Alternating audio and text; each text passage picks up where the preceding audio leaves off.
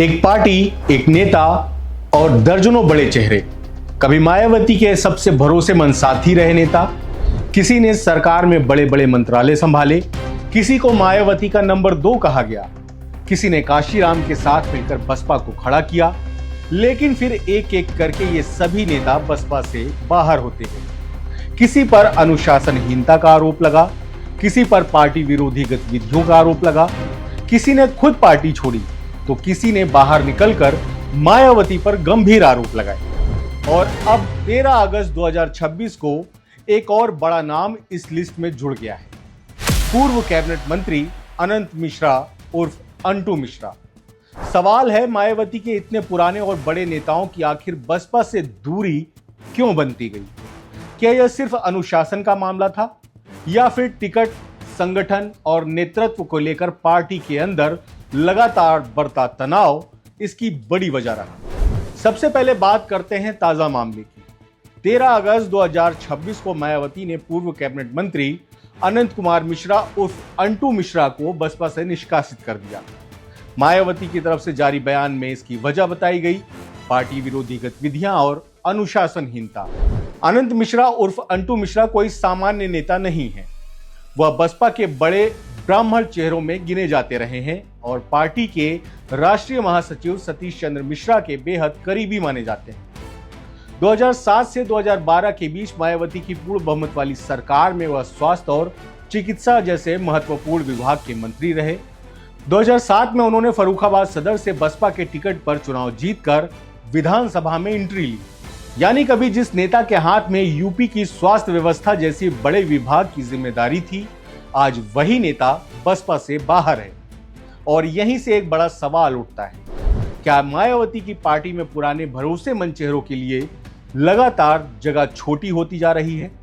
इसी सवाल का जवाब जानने के लिए हमें थोड़ा पीछे जाना होगा। बसपा के इतिहास में एक ऐसा नाम भी है जो पार्टी छोड़ने के बाद यूपी की राजनीति में बेहद ताकतवर बन गया। नाम है ब्रजेश पाठक। आज वह भाजपा के बड़े नेताओं में शामिल हैं। वर्तमान में यूपी के डिप्टी सीएम और स्वास्थ्य मंत्री हैं, लेकिन कभी वह बसपा का हिस्सा थे। ब्रजेश पाठक पहले बसपा के टिकट पर उन्नाव से लोकसभा चुनाव जीते थे। 2004 में वह सांसद बने। बाद में 2008 में मायावती ने उन्हें राज्यसभा भेजा। राज्यसभा में उन्होंने बसपा संसदीय दल के मुख्य सचेतक और उपनेता जैसी जिम्मेदारियां भी संभाली। यानी जिस नेता को कभी मायावती ने संसद में बड़ी जिम्मेदारी दी, वही नेता कुछ साल बाद भाजपा में पहुंचे और आगे चलकर यूपी की राजनीति में एक बड़ा चेहरा बन गए। 2016 में ब्रजेश पाठक को बसपा से निष्कासित किया गया।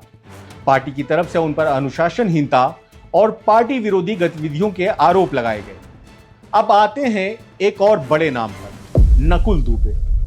वह भी बसपा के प्रमुख ब्राह्मण चेहरों में गिने जाते थे। सतीश चंद्र मिश्रा के करीबी रणनीतिकार माने जाते थे। 2007 की मायावती सरकार में उन्होंने कई महत्वपूर्ण मंत्रालय संभाले। नगर विकास, पर्यावरण, शहरी समग्र विकास, आबकारी और कर एवं पंजीकरण जैसे विभाग उनके पास रहे। लेकिन अप्रैल 2022 में मायावती ने उन्हें भी पार्टी से बाहर कर दिया। आरोप वही, घोर अनुशासनहीनता और पार्टी विरोधी गतिविधियां। अब यहां ध्यान देने वाली बात यह है कि अंटू मिश्रा, ब्रजेश पाठक और नकुल दुबे जैसे कई बसपा नेता ब्राह्मण चेहरा रहे, लेकिन समय के साथ इनमें से कई नेता पार्टी से बाहर हो गए। इससे सवाल उठता है, क्या मायावती की सोशल इंजीनियरिंग की पुरानी टीम धीरे धीरे बिखरती चली गई? अब कहानी एक ऐसे नेता की जो हाथरस और पश्चिमी यूपी की राजनीति में बड़ा नाम रहे, रामवीर उपाध्याय। मायावती सरकार में वह बेहद ताकतवर मंत्री रहे। 2007 से 2012 तक उनके पास ऊर्जा जैसे महत्वपूर्ण विभाग की जिम्मेदारी थी। इससे पहले भी वह मायावती की सरकारों में परिवहन और चिकित्सा, शिक्षा जैसे बड़े मंत्रालय संभाल चुके थे। 2019 के लोकसभा चुनाव के दौरान उन पर पार्टी उम्मीदवारों के खिलाफ काम करने और विरोधी उम्मीदवारों का समर्थन करने के आरोप लग गए। मई 2019 में मायावती ने उन्हें पार्टी से निलंबित कर दिया। इसके बाद जनवरी 2022 में उन्होंने बसपा की प्राथमिक सदस्यता से इस्तीफा दे दिया और भाजपा में शामिल हो गए। यानी यहां भी कहानी वही रही, पुराने भरोसेमंद चेहरे, विवाद, दूरी और फिर दूसरी पार्टी का रास्ता। अब आते हैं उस नेता पर जिन्हें कभी मायावती का बेहद करीबी और बसपा का सबसे ताकतवर मुस्लिम चेहरा माना जाता था, नसीमुद्दीन सिद्दीकी। उनका राजनीतिक कद इतना बड़ा था कि उन्हें कई बार मायावती सरकार का नंबर 2 तक कहा गया। उन्होंने मायावती की कई सरकारों में मंत्री पद संभाला और एक समय उनके पास एक साथ करीब 18 महत्वपूर्ण विभाग होने की बात कही जाती थी।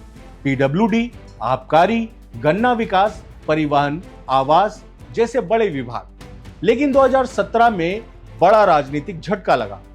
मायावती ने नसीमुद्दीन सिद्दीकी और उनके बेटे अफजल सिद्दीकी को पार्टी से निकाल दिया। बसपा नेतृत्व ने उन पर अनुशासनहीनता और पार्टी विरोधी गतिविधियों के आरोप लगाए।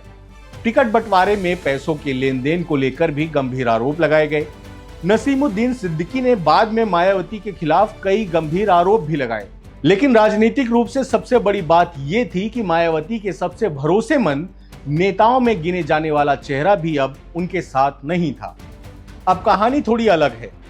नाम स्वामी प्रसाद मौर्य, यूपी की राजनीति में बड़ा ओबीसी चेहरा, करीब 2 दशकों तक बसपा में रहे। मायावती की सरकारों में कई बार मंत्री रहे। 2007 से 2012 के बीच उनके पास श्रम, रोजगार, सहकारिता और पंचायती राज जैसे महत्वपूर्ण विभाग थे। लेकिन 2016 में उन्होंने बसपा छोड़ दी। स्वामी प्रसाद मौर्य ने मायावती पर टिकट बेचने जैसे गंभीर आरोप लगाए।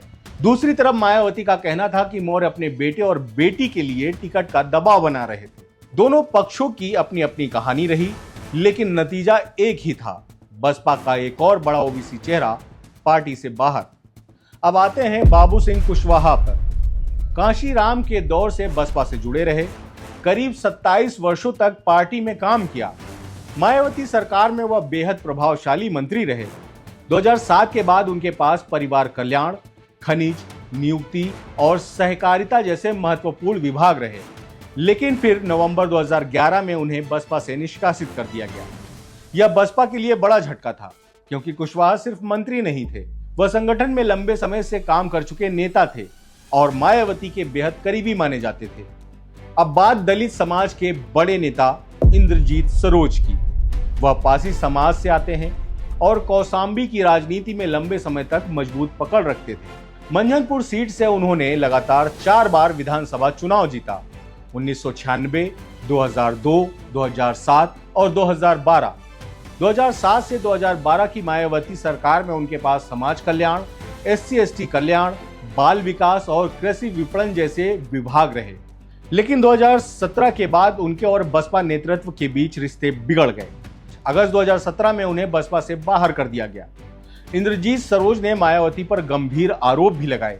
दूसरी तरफ बसपा नेतृत्व ने उन पर अनुशासनहीनता और दूसरे दलों से संपर्क के आरोप लगाए।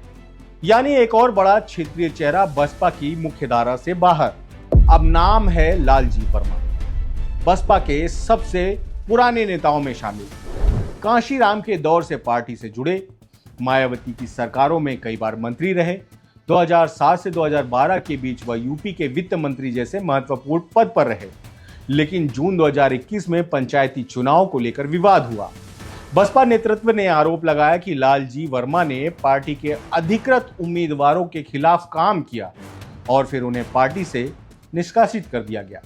सोचिए, जिस नेता के पास कभी यूपी का वित्त विभाग था, जो लंबे समय तक मायावती की टीम का हिस्सा रहा, वह भी आखिरकार पार्टी से बाहर हो गया। और अब एक और बेहद पुराना नाम, रामअचल राजभर, वह भी कांशीराम के समय से बसपा से जुड़े रहे। मायावती की कई सरकारों में मंत्री रहे। 2007 से 2012 के बीच परिवहन मंत्री रहे। इससे पहले खाद्य एवं रसद, रेशम और वस्त्र जैसे विभाग भी संभाले। अकबरपुर सीट से उन्होंने कई बार चुनाव जीता। लेकिन जून 2021 में लालजी वर्मा के साथ उन्हें भी बसपा से निष्कासित कर दिया गया। बसपा ने उन पर पंचायती चुनाव में पार्टी विरोधी गतिविधियों और अधिकृत उम्मीदवारों के खिलाफ काम करने का आरोप लगाया। यानी एक साथ 2 बड़े ओबीसी नेता बाहर। अब अगर इन सभी नामों को एक साथ रखकर देखें तो तस्वीर काफी दिलचस्प बनती है। अंटू मिश्रा, ब्रजेश पाठक, नकुल दुबे, रामवीर उपाध्याय, नसीमुद्दीन सिद्दीकी, स्वामी प्रसाद मौर्य, बाबू सिंह कुशवाहा, इंद्रजीत सरोज, लालजी वर्मा, रामअचल राजभर। इनमें कोई ब्राह्मण चेहरा था, कोई मुस्लिम चेहरा, कोई ओबीसी नेता, कोई दलित नेता और कई ऐसे नेता जिनका अपने अपने इलाके में मजबूत जनाधार था। लेकिन इन सभी की कहानी का एक पॉइंट कॉमन है, कभी ये मायावती की टीम का हिस्सा थे और बाद में अलग हो गए। किसी को पार्टी ने निकाला, किसी ने इस्तीफा दिया, किसी ने गंभीर आरोप लगाए और कुछ बाद में भाजपा या दूसरे राजनीतिक दलों में चले गए। और सबसे बड़ा सवाल, क्या बसपा की राजनीति अब पूरी तरह मायावती केंद्रित मॉडल बन चुकी है या फिर पार्टी आने वाले समय में नई पीढ़ी के नेताओं को आगे करके अपना संगठन फिर से खड़ा करेगी? आकाश आनंद की बढ़ती सक्रियता को भी इसी संदर्भ में देखा जा रहा है। लेकिन दूसरी तरफ पार्टी के बड़े पुराने चेहरों का इतिहास यह बताता है कि बसपा में नेतृत्व और अनुशासन को लेकर मायावती का रुख बेहद सख्त रहा है। उनके लिए पार्टी में पद बड़ा नहीं, पार्टी लाइन सबसे बड़ी है और जो नेता इस लाइन से बाहर जाते हैं उनके लिए बसपा में रहना मुश्किल हो जाता है। तो कहानी सिर्फ अंटू मिश्रा के निष्कासन की नहीं है, यह कहानी है उन बड़े चेहरों की जो कभी मायावती की सत्ता के स्तंभ माने जाते थे। किसी के पास मंत्रालय था, किसी के पास संगठन, किसी के पास जातीय आधार, किसी के पास लंबा राजनीतिक अनुभव। लेकिन वक्त बदला और ये सभी चेहरे बसपा से अलग हो गए। अब 2027 का चुनाव बताएगा कि इन पुराने चेहरों के जाने से बसपा कमजोर हुई है या मायावती ने पार्टी को नए तरीके से खड़ा करने का रास्ता चुना है। आपको क्या लगता है, क्या मायावती का सख्त अनुशासन बसपा की ताकत है या फिर पुराने और मजबूत नेताओं के लगातार बाहर होने से पार्टी को नुकसान हुआ है? कमेंट में अपनी राय जरूर बताइए। वीडियो पसंद आया हो तो लाइक करें, चैनल को सब्सक्राइब करें। मैं हूं जितेंद्र निषाद और आप देख रहे हैं ब्रेकिंग न्यूज।